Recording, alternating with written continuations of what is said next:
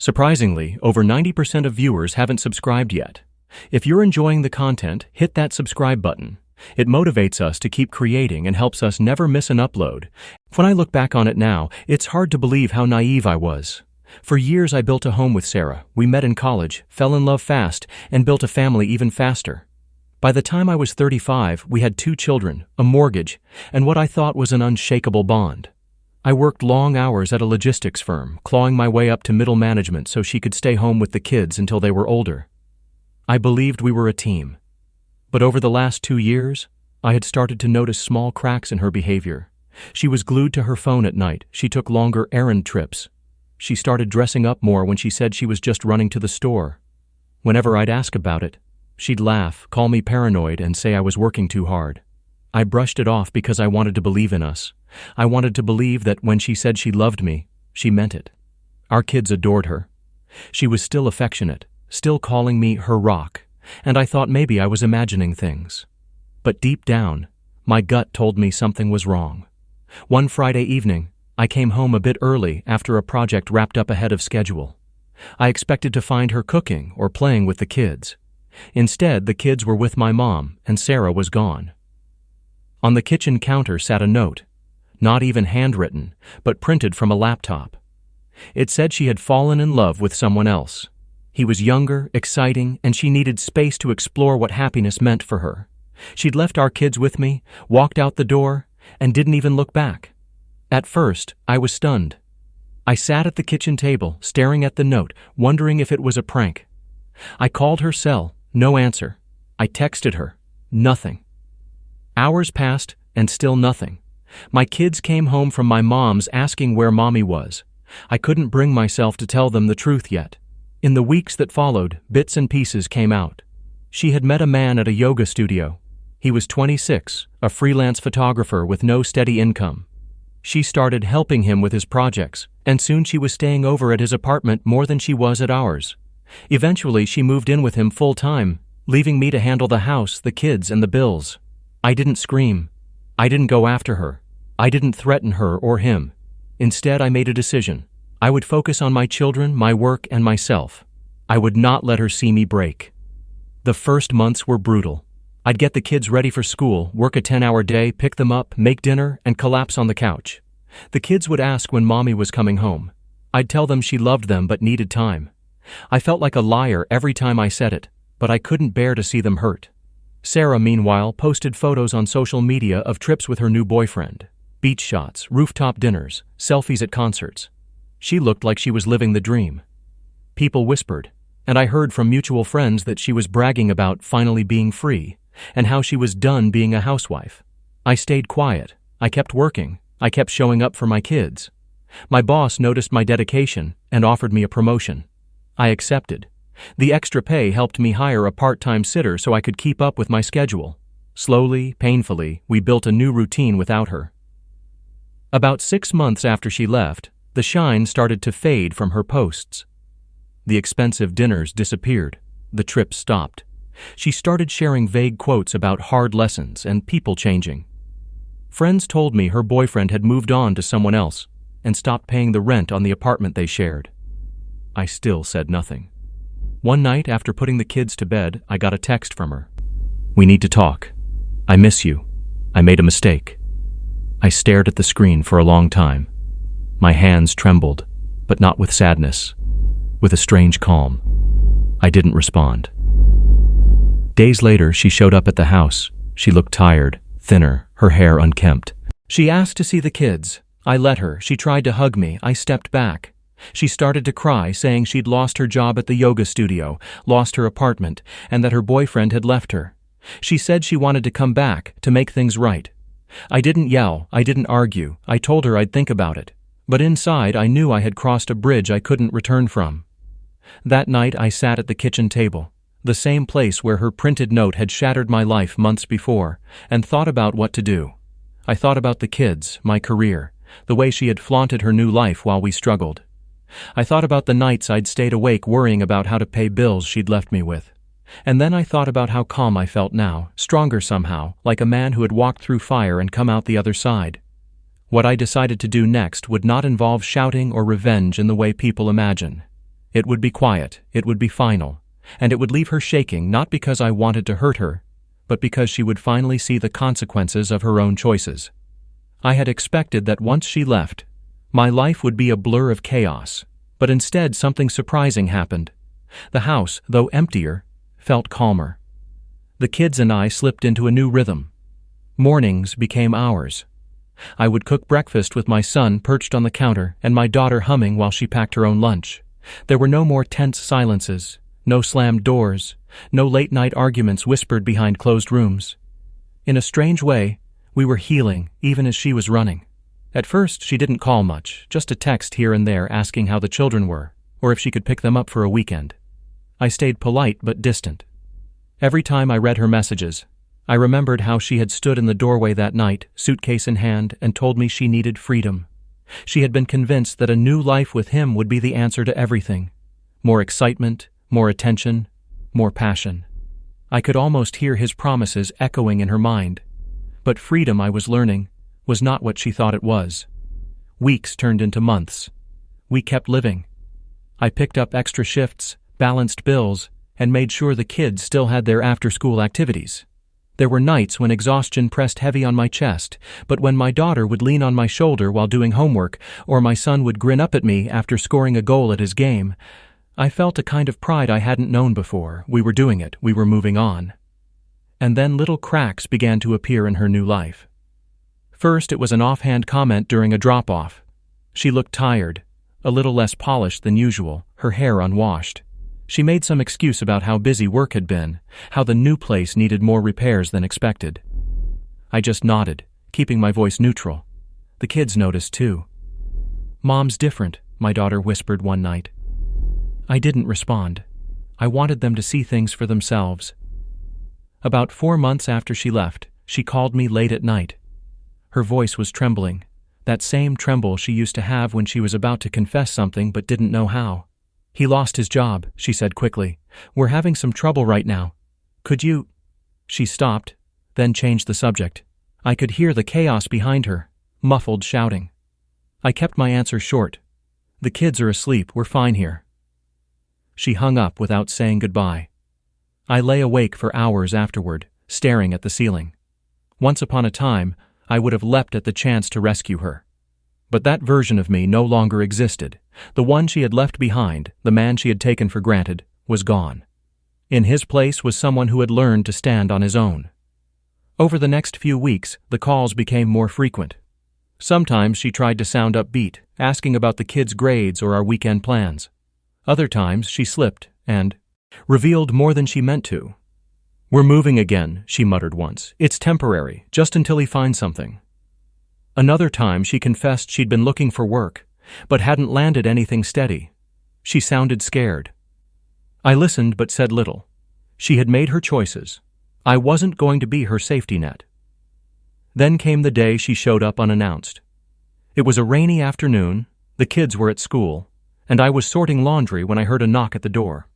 When I opened it, there she was, hood up, eyes ringed with dark circles, holding a plastic bag like it contained her entire life.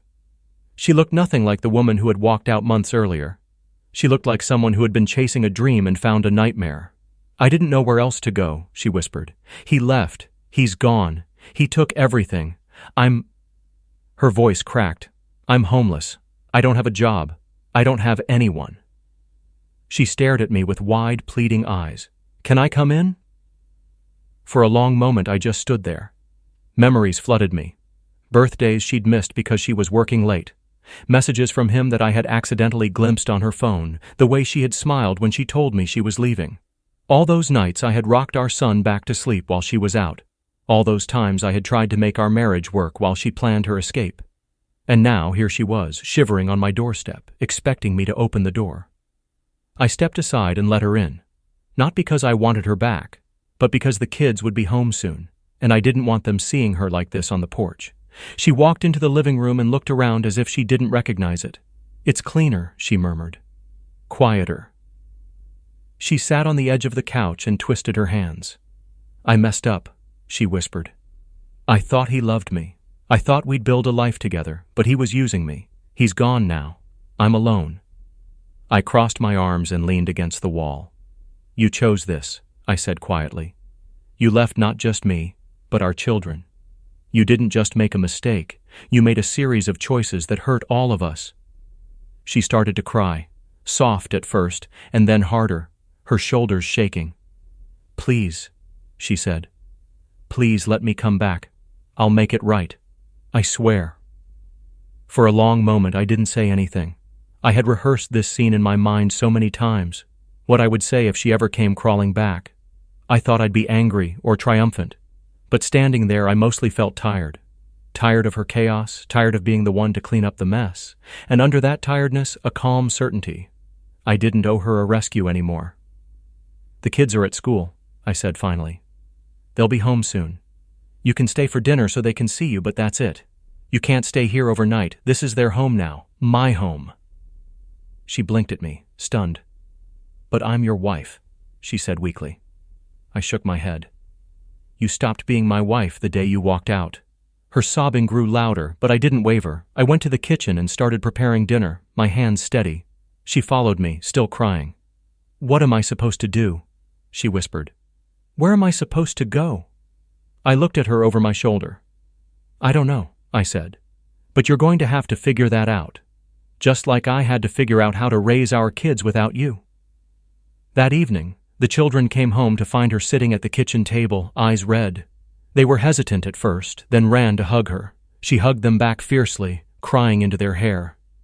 I gave them space. After dinner, I told the kids gently that their mother needed to leave, that she would be staying somewhere else. They didn't cry, they just looked at her, confused. She tried to explain, but her words came out broken. Finally, she stood and walked to the door. As she stepped outside, she turned back to me. You're really not going to take me back? She asked. After everything we had? I met her gaze. I already did my part, I said softly. Now you need to do yours. She left without another word. I closed the door behind her and leaned against it, exhaling slowly. My hands were shaking, but not from fear, from relief. It was over. The part of me that had been waiting for her return, hoping for some impossible redemption, had finally let go. Later that night, I tucked the kids into bed. My daughter looked up at me. Is Mom okay? She asked. I brushed her hair back gently. She's going to have to figure things out, I said, but we're going to be okay, I promise. She nodded sleepily and drifted off. When the house was quiet, I sat at the kitchen table alone. Outside, rain pattered softly against the window. For the first time in years, I felt a strange, fierce peace. She had left us for a dream, and the dream had collapsed. But we were still here. We had survived. And as for her, well, she was finally facing the reality she had tried so hard to escape. And deep down, I knew this was only the beginning, because the next time she came to me, it wouldn't just be tears. It would be desperation. And this time, I'd be ready to tell her exactly what she needed to hear. Weeks passed after that rainy evening. Life slowly returned to its new normal. The kids no longer asked every day when she would be back. They had school, friends, and routines now. Our home had become a space of stability. Warm dinners, homework at the kitchen table, movie nights on the couch. The absence of her chaos made room for something I hadn't expected. Hope. Hope that we could build a better life, even after betrayal. Meanwhile, news about her kept trickling in. A friend of a friend mentioned seeing her at a shelter on the other side of town. Another said she was bouncing between couch surfing and temp jobs. Every story painted the same picture. She was spiraling. The man she left us for had moved on to someone else. Her old friends were avoiding her. She had burned every bridge except the one that led back to me. I didn't gloat. I didn't even feel the satisfaction I thought I would. Mostly I felt a strange detachment, like I was watching a train wreck from a distance. I'd already done my mourning when she walked out. Now, all that was left was protecting my children and my own peace. Then one afternoon, she showed up again. This time, she didn't knock. She stood in the driveway, hair unkempt, clothes wrinkled, holding a battered backpack. I saw her through the window before she saw me. Her shoulders were slumped, her eyes hollow. The kids weren't home yet. My heart pounded as I stepped outside. I need to talk, she said, voice hoarse. I folded my arms. I told you last time. I know, She cut me off, desperation spilling out. But please, listen, I've lost everything. I'm living in my car now. I can't find a job. Nobody will help me. I'm sorry. I'm so sorry. Her knees gave way and she dropped to the pavement, sobbing. For a moment, I stood there, frozen. This was the woman who had once laughed in my face as she packed her bags. This was the woman who had told me I was holding her back. Now she was crumpled on the ground like a child. I knelt down but kept my voice steady. Why are you here? She looked up at me, tears streaking her cheeks. Because you're the only person who ever cared about me. Because I thought, she choked, I thought maybe you'd still love me. Maybe you'd let me come home. Please, I'll do anything. I'll get counseling. I'll apologize to the kids. Just please. It would have been so easy to give in. To let her back. Tell myself it was for the children. That everyone deserves a second chance. But the truth was, I'd already given her a dozen chances, and every time she had chosen someone else over us. I helped her to her feet and guided her to sit on the porch. I handed her a glass of water. You're going to have to stand on your own now, I said quietly. She clutched the glass like a lifeline. I can't, not without you. I ruined everything. But I love you, I love the kids, please just let me come back. I stared at her for a long time. The wind rustled through the trees, carrying the sound of children playing down the street. Finally, I spoke. You didn't just leave me, I said. You left them. You walked out on your son's birthday. You left our daughter crying at the window. And you didn't look back. You didn't ask how we were. You didn't help. You built a new life while we rebuilt ours from the rubble you left behind. That's not something you fix with an apology. She began to shake her head, but I raised a hand to stop her. I'm not your safety net anymore, I continued. You chose a different path. Now you're living the consequences of that choice. And as much as it hurts to see you like this, I will not sacrifice my children's peace to rescue you again. Her lips trembled. So, that's it? You're just going to let me fall? I took a deep breath. This was the moment, the one I had imagined, rehearsed, dreaded. I leaned forward, my voice calm, but firm. No, I said. I'm going to let you learn, because falling isn't the end. But crawling back here expecting me to save you, that ends today. You taught me something when you left. I'm stronger than I ever knew. And now you're going to have to find your own strength too. She blinked at me, stunned. Her hands shook so badly she spilled some of the water onto the porch. I don't know how, she whispered. You'll figure it out, I replied. I did, alone, with 2 kids depending on me. You can too, but you're not coming back here. This house is no longer your refuge, it's theirs. And mine. We're moving forward.